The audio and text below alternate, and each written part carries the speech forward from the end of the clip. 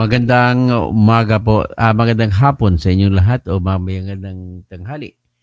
At ang pag-usapan na po sa atin ngayon ay inakyat na po ng division ng COMELEC ang aming motion for reconsideration laban kay Erwin Tulfo noong last Friday. Inakyat na po sa INBANC ang motion for reconsideration na ang ibig sabihin naman ito ay desisyonan niya ng 7 member ng COMELEC kung ano ang magiging desisyon nila sa aming petisyon sa pagpa-disqualify kay Erwin Tulfo.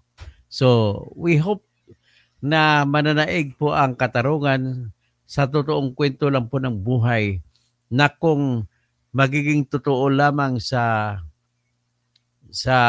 pamantayan ng katarungan at pamantayan ng batas at ating konstitusyon ay wala na ibang choice ang COMELEC natin kundi ibasura ang kandidatura ni Erwin Tulfo. So yan po ang mangyayari.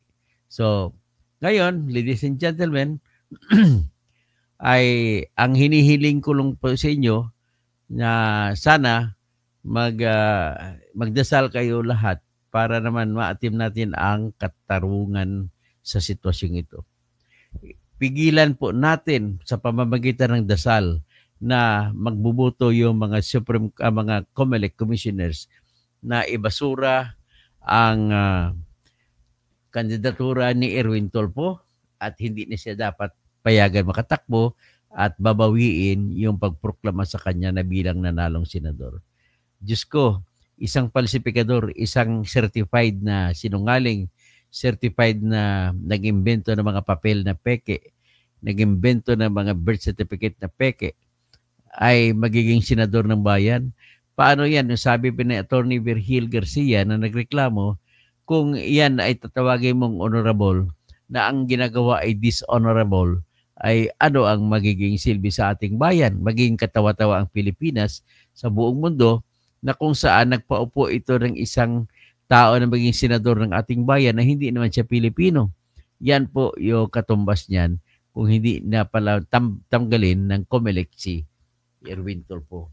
So, humingi kami ng divine intervention. Diyos ko, Lord, our Father who art in heaven, hallowed be thy name, thy kingdom come, thy will be done on earth as it is in heaven. Give us this day our daily bread as we forgive those who sin against us, and lead us not into temptation, but deliver us from evil. Amen. At please lang, Lord, ipuan mo na magiging matapang ang ating commissioners sa COMELEC. Alam ko po, Lord, na merong mga puwersa sa likod dyan. Ang namimwersa kay Erwin Garcia ay yung kanyang dating kliyente na si Bongbong Marcos. Na gusto siyempre, paborito ni Bongbong Marcos si Erwin Tulfo, nakapangalan ni Erwin Garcia, ay gagawa ng paraan para hindi ma-disqualify. Ang problema kasi po ngayon ni Erwin Tulfo, ganito po yun. Ang problema niya, kung batas ang pagbabasihan, automatic dismiss na siya, walang magawa ang COMELEC. So ngayon, nagsinampa namin yan, yung unang decision ay yung second division ng COMELEC. Ang second division po ay dapat wala silang kapangyarihan na magsabi na ibasura yung aming petition for disqualification. Ang ginawang katwiran ng second division ay ganito. Ayon daw kasi sa Omnibus Election Code na ang sinasite nila hindi naman lahat ng batas, kundi yung Section 12 tsaka Section 68 ay hindi po nakalagay doon na ang isang pwedeng tanggapin na dahilan para tanggalin ang pangalan niya sa mga kandidato pagka-senador ay sa Section 12. Na nakalagay sa Section 12 ay yung mga kung ikaw ay nasintensya na ng mga krimen dati. So, definitely, ibang grupo yan. Hindi kasama dyan ang pagiging hindi niya Pilipino. Okay? Next, sa Section 68 naman, nakalista naman dyan ang mga dahilan na pwedeng hindi siya tanggapin, kundi nilista dyan, number 1, group of reasons ay, or justifications, ay kung makagawa siya ng election offense, kagaya ng vote buying. Yan po, nakalagay dyan. Tapos, pero sa second paragraph ng Section 68 po, ay nakalagay na kung permanent resident ka ng ibang bansa ay hindi ka na pwede tanggapin ng kandidato. Pero Diyos ko, hindi po ginamit ng COMELEC Division 2, Second Division, yung pagiging permanent resident niya sa Amerika. Bagkos binasura ng Second Division ng COMELEC ang aking petition sa rason daw kuno nag-inimbento nilang rason na dahil hindi kasama ang citizenship na pagiging Amerikano niya sa Section 12 at Section 68 ay basura. Tapos, isa pang katwiran nila, yung ibang mga ginamit kong mga dahilan na dapat ibasura sa Section 26, Article 2 ng 1987 Constitution, nagsasabi na political dynasty na si Tulfo kasi ang kapatid niya, ano na senador. At saka siyempre mga pamangkin niya na anak ni Rapi Tulfo ay nanalong congressman tumakbo congressman sa, kung hindi ako nakabali, 2nd District ng Quezon City. At natalo pa nga niya si Atty. Virgil Garcia. Pagkatapos, ang kapatid o bali hipag dyan na si Jocelyn Pua Tulfo ay nanalo rin sa ACT-CIS. So, yan po, political dynasty na. Yan ang aking katwiran. So, next ko na katwiran, political sa Section 26 din, pero sinabi ko, equal access to opportunities in public service doctrine. Dahil po ay kumandidato siya at mayroon ng isang Tulfo, wala nang equal access kasi ba nanalo rin siya. Kaya nanalo nga eh. So, wala nang equal access para sa ibang mga tao na gustong tumakbo maging senador. Dapat bawalan ng isa na dapat ibigay sa iba yung pwesto. Pangatlo na hindi ko pa na-cite pero pwede kong i-cite na ay yung conflict of interest. Kasi pag may conflict of interest, ang mangyari niyan ay ganito.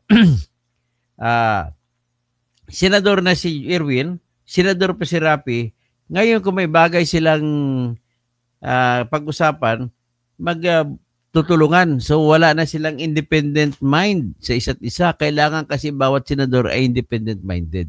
So paano mo sabihin na malaya ang isip ni Erwin kung sunod-sunuran siya sa isip ng kanyang kapatid?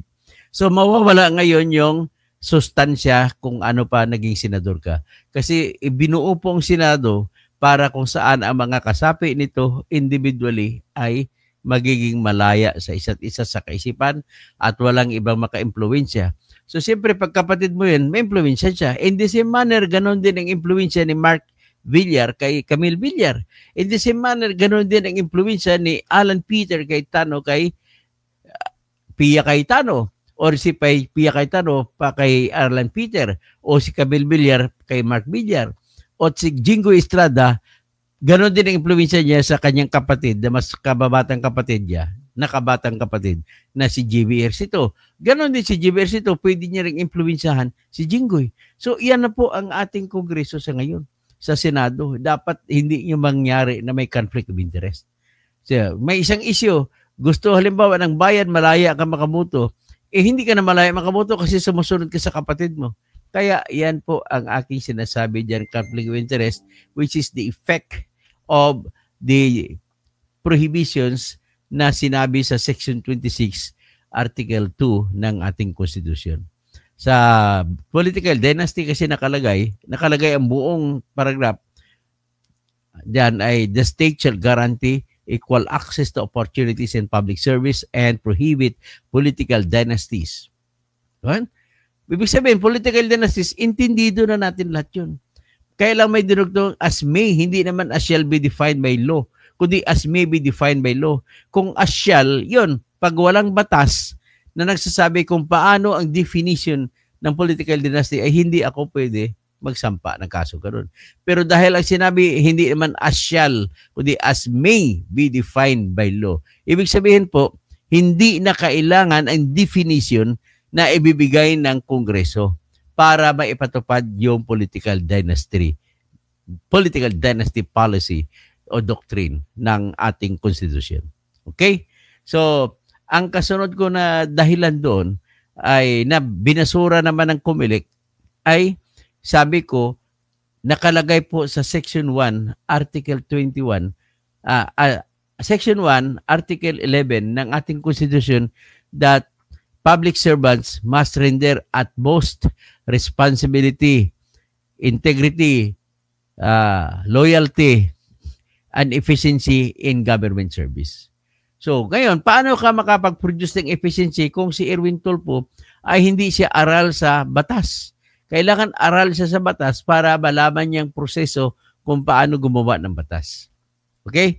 Next, kung hindi siya aral sa mga lahat ng mga klaseng araling panlipunan, mga aralin ng mga math, mga science, mga lahat-lahat na magagamit mo sa pagdebate, sa pagsasagawa ng batas, ay hindi ka po makabagiging efficient na public servant.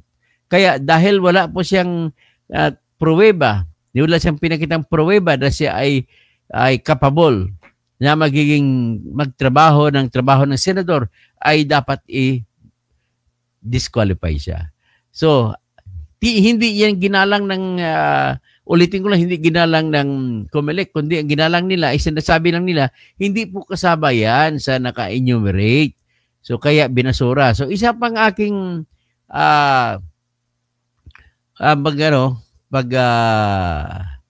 ibali iyon na lahat, no? Binanggit ko na lahat. Ang isa pa ay yung libel na sentensyado sa 4 na counts ng libel. So, dapat 4 na counts din ng 5 years times 4 din dapat 20 years ay hindi siya papayagan na tumakbo ng pagkasenador kasi yung libel po ay involving moral turpitude.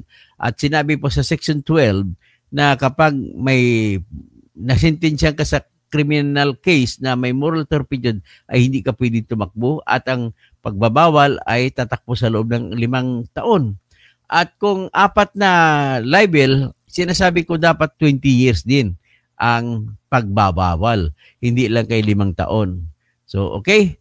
So, ganun po. Tapos, ang ito naman, ang aking argumento, aming argumento ni Attorney Diosdado Calonge sa motion for reconsideration namin, dinidiin namin na mali ang second division. Bakit po mali?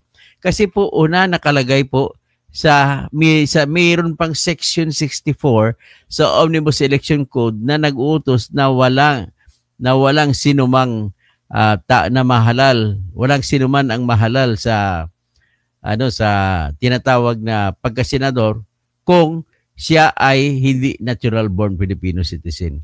So ibig sabihin, kung ang argumento ng second division ng COMELEC ay dahil hindi daw nakapaloob sa Omnibus Election Code ang citizenship, ay basura nila. Pero nagkamali sila. Sinadya ba pagkamali o hindi? Yan ang hindi ko alam. Ngayon, ang pagkakamali nila, very clear po sa Section 64 ng Omnibus Election Code na kapag hindi po Filipino citizens natural born, hindi po pwedeng tumakbo. Hindi po pwedeng mahalal. So, para mabawalan mo siya mahalal, anong gawin ng COMELEC? Dapat i-disqualify kasi kung hindi mo i-disqualify, binibigyan mo ng pagkakataon si Erwin Tulfo na mahalal. O, ito po yung ito po yung utos ng COMELEC para makipakita ko lang sa inyo para masabi nyo na hindi po ako nagsisinungaling. Ayan. Ayan pong utos. Palaki ko ha. Second Division. Case number is PA number 25042. DC. Ayan. Si Attorney Karen Jimeno ang kalabangan naming abogado rito. Abogado ni Erwin Tulfo. Ano ba to si Karen Jimeno? Attorney, please lang, huwag ka mag-interview patungkol kay Tulfo. Kasi po ikaw ang abogado ni Tulfo tapos nag-angkor-angkor ka dyan sa billionario.com. Hindi po kayo pwede mag-ganon kasi conflict of interest na yan. Hindi ka po pwede magtatakel, mag-interview patungkol po sa mga COMELEC election. Okay? Kasi ikaw po abogado ka ni Tulfo. Kaya please lang, huwag mo nang ipagpatuloy yan. Kung hindi, mapipilitan kami usampa ng disbarment case laban sa iyo, Attorney Karen Jimeno. So itong sinabi ko ng COMELEC na second division, acting on the verified motion for reconsideration with motion to cancel the proclamation by Erwin Teshiba Tulfo filed by counsel for the petitioners on 27 May 2025 with the office of the clerk of the commission, the pertinent portion of which reads. Okay. Yan, sinabi nila na sinertify na iakyat na sa in-bank. Ibig sabihin, aprobado na po o given due course ang correct term na iakyat sa in-bank ang aming petition.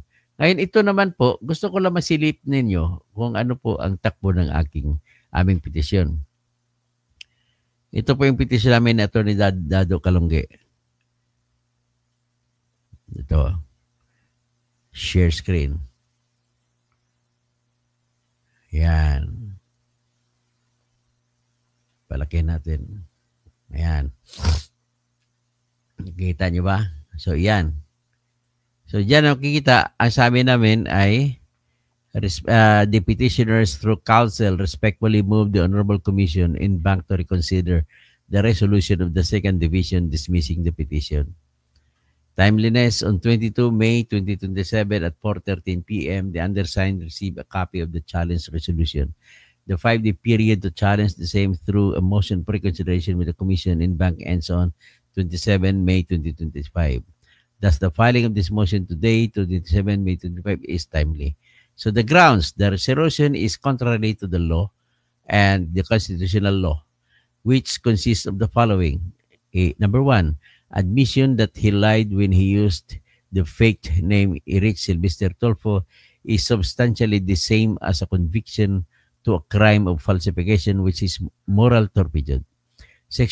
Number 2, Section 1, Paragraph C, Subparagraph 1 of the Common Resolution number 11046 states, C, disqualification of candidates, a registered voter or a duly registered political party, organization, or coalition. Political parties may file a verified petition for disqualification against any candidate for any of the following grounds. Number 1, for lack of qualifications or possessing any of the grounds for disqualification provided by law or the Constitution. Number 3, in Omnibus Election Code, it is stated in Section 64 that no person shall be elected unless the individual is a natural-born Filipino.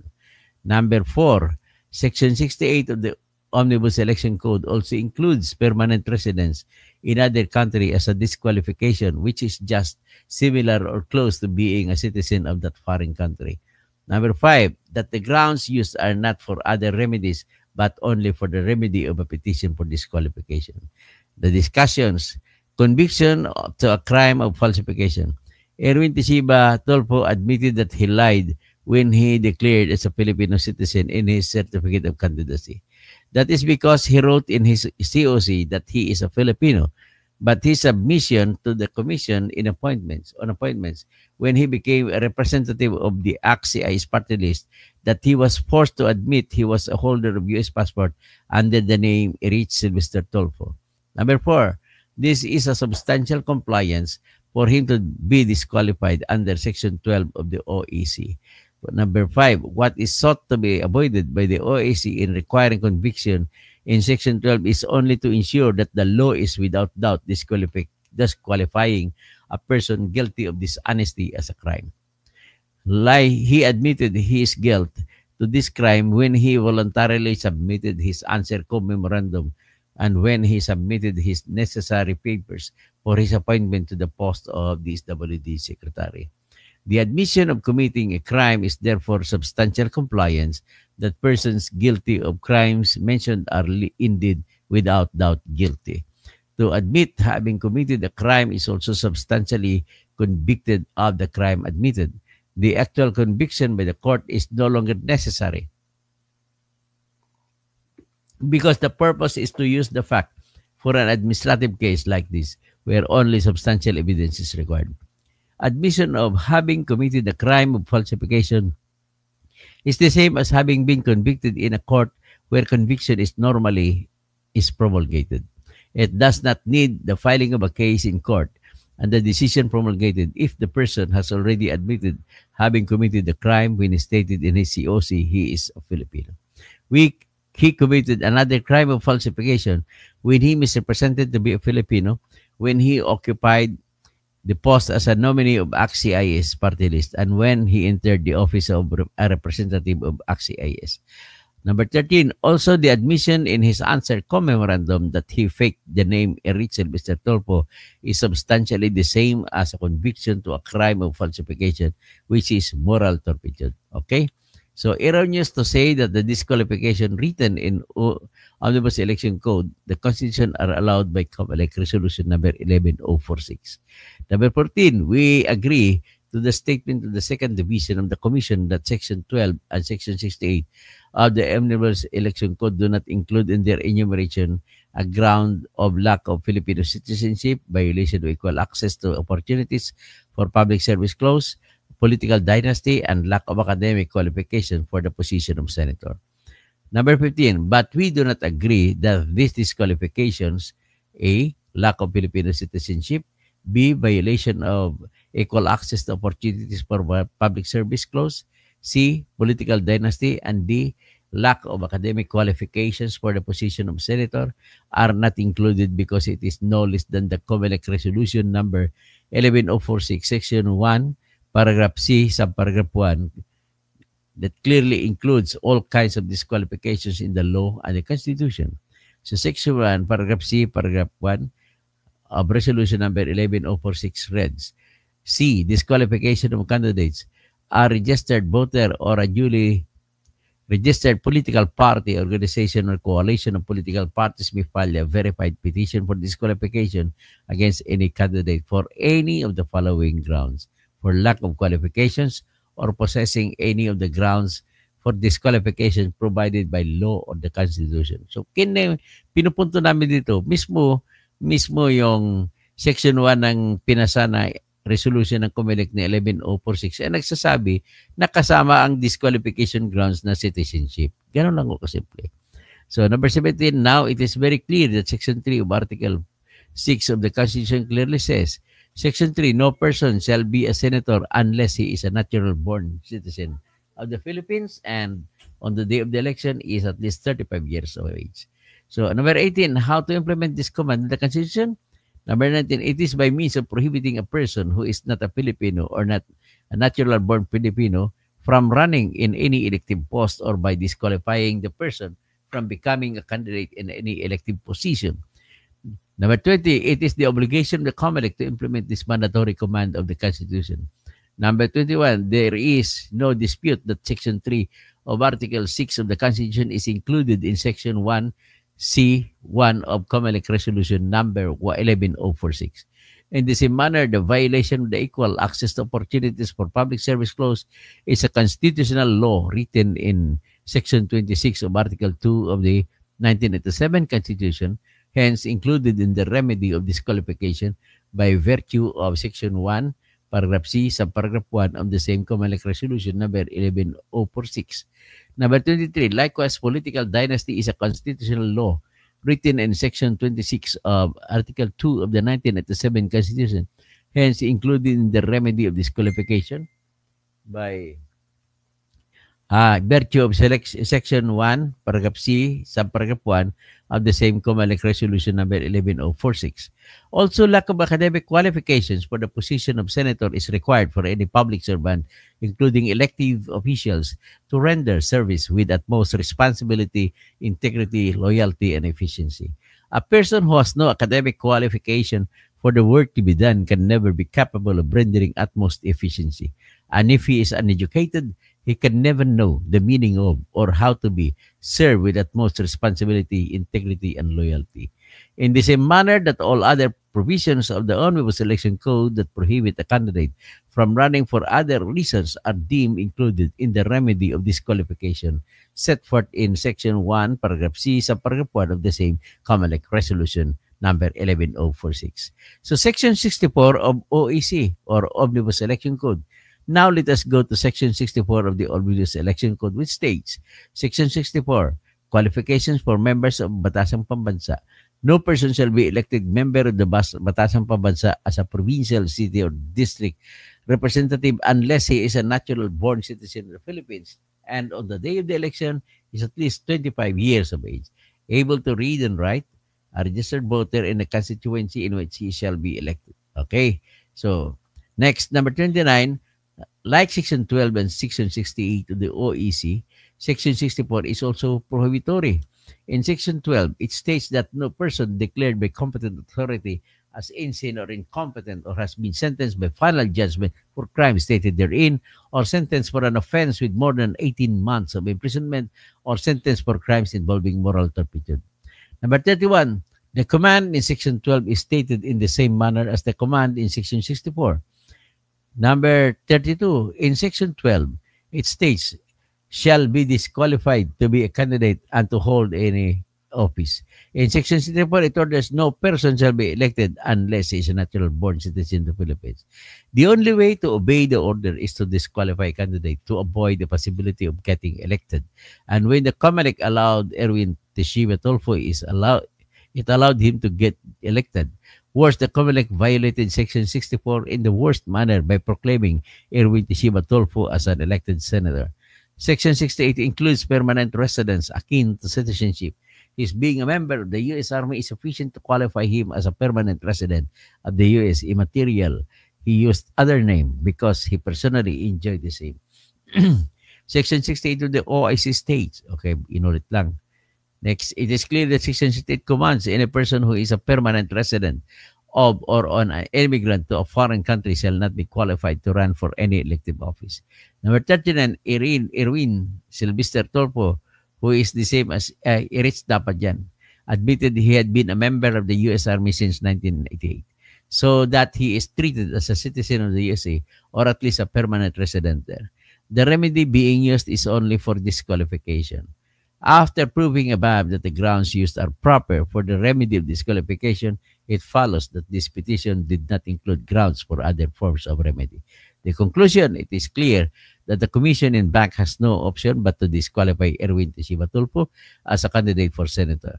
Motion for cancellation of proclamation. There is no inch of doubt that the respondent is an American as argued in the petition.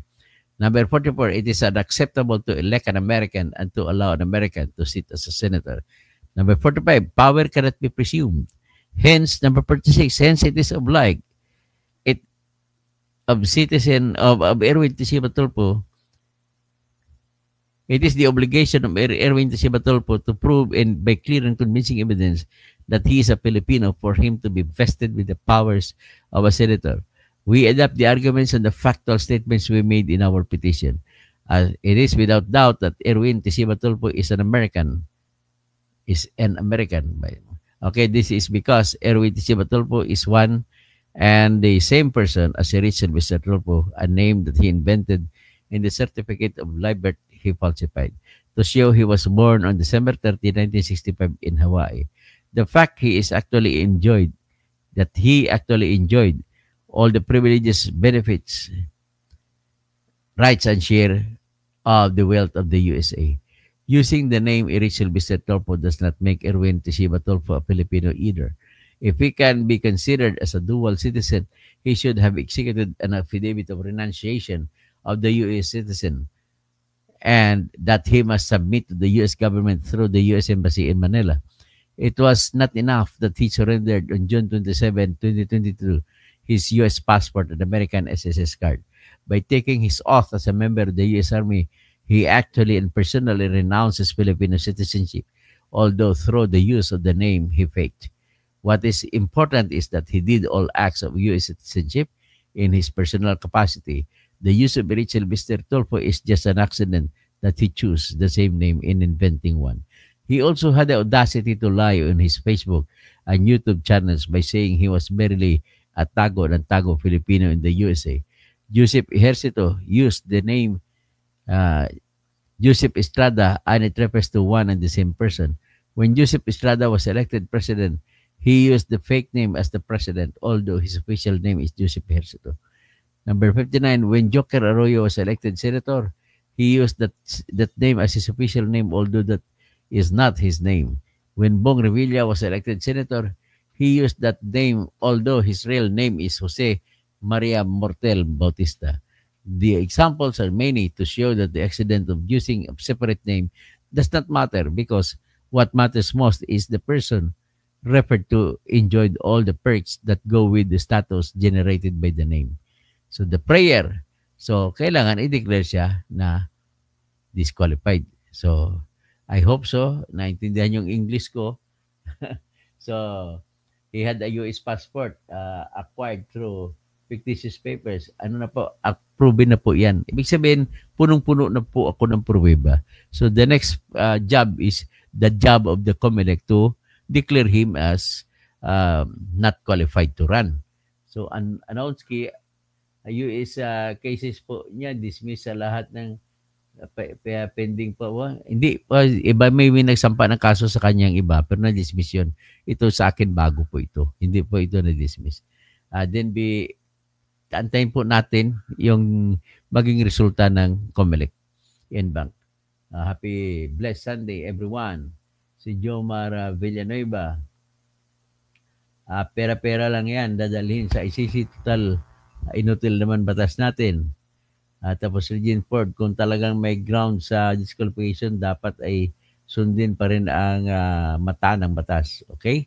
So batas talaga tayo. Kung anong batas, sundin natin.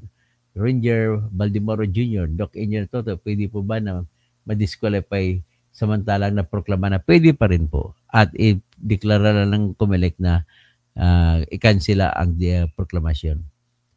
Tapos Honda Bliga, Valerie Serna, Honda Biga, Evelyn Quinto, dapat lang na ma-disqualify din sobrang yabang niya.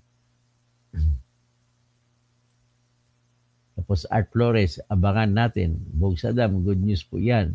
Simply Lalaine, sana nga hindi bigyan ng tamang pagsusuri yan. Otherwise, katawa-tawa talaga ang legislative natin. Ang COMELEC natin katawa-tawa po kasi COMELEC po ito ang magsasakwan. So, anyari TV, if may grounds talaga na purdikyo, dapat lang ipatapat ang dapat para magiging fair din sa ibang candidate na na-decure sa last election. Tapos sa Sevedo, dami ka ng comments. Kung nag-comments pero wala pa DDS, nagtanggol kay Pusit at Digong. Ano to, attorney, 10 lang ang followers mo. Weird. Kasi mga vloggers na hindi abogado, doon libo-libo followers. Di bali, followers ko ay kukonti ba? Hindi na bali na yan. Pero kung makita mo rito, 397 po ang nanonood sa ngayon. Tas combine na po sa YouTube at saka sa Facebook. Yatsuki Casey, sana sobra ang kaibangan nila pero pera-pera lang yan. Gusto naman yan. Bakit tumatahimik si Rapi Tulfo sa corruption sa luto kasama si Pimentel o Lalaine Torre Nueva. Salamat at God bless and protect you, Dr. Toto. Regine Ford, good morning. Tapos sa Sevedo, at tiklop tapang yan mga Tulfo pagdating sa mga Duterte. Dami mangyari sa Davao mismo, lugar nila. Pero okay kasi ang mga tiwaling military o pulis, pinabangga nila dapat si Bato kaya tauhan lang naman ni Digong yan. May vlog. Kaya to sila tingnan ko kung makasagot ng maayos. Okay. Si The Producer 65, pinasakay kayo, absilto din yan. Di ba? Sasakay na rin tayo. Angelito Fajardo, good for him. Elizabeth Linsangan. So Larry Ruga, dapat naman talaga na simulan na lang ang filing disqualify siya na yung Erwin Tulfo na yan. Chris Ignacio, paano naman ang magkakapatid na Villar? Wala po kasi akong pera pambayad sa mga motion, petition. Kaya ito lang po nakayanan ko. 10,500 po ang magagastos sa pagbayad sa COMELEC. 10,100.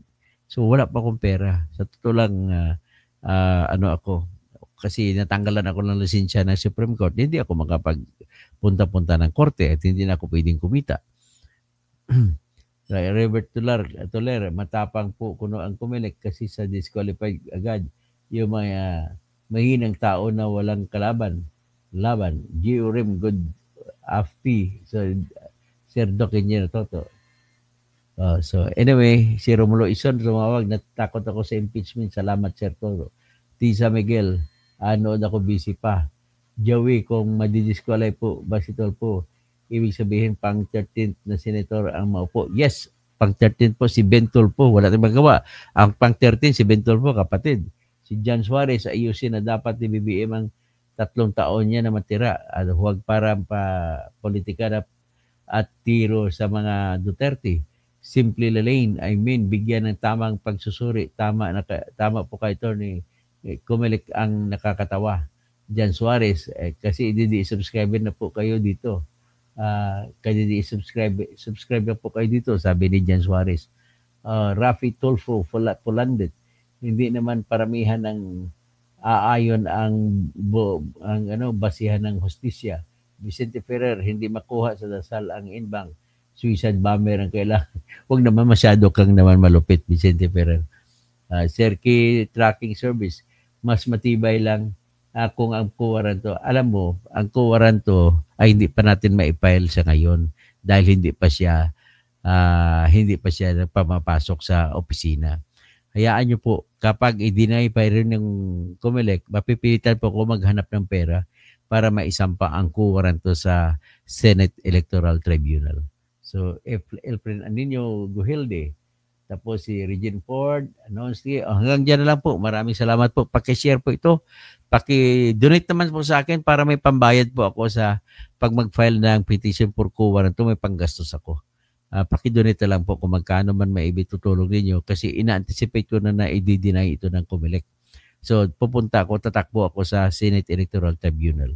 So, pwede pa kaya mag-collab ng PAW sa kaso? Ay, ang PAW po, hindi po nakikialam ang PAW sa mga ganon. Gregorio Babaran, present po ito nito to.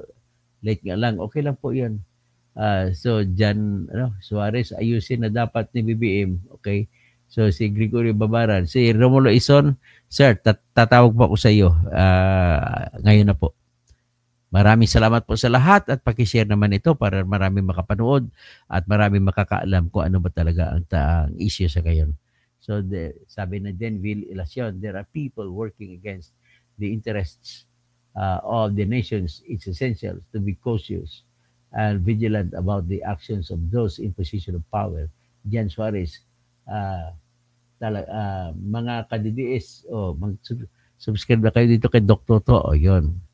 Sana mag-subscribe kayo lahat kung ano-ano man kulay kayo, magkakamping o BBM o DDS, ay mag-subscribe kayo sa akin para marami kayong malalamang batas. Kuminsan matatamaan natin si BBM, kuminsan si Duterte, kuminsan si Lenny, ganun lang po, patas lang po tayo dito.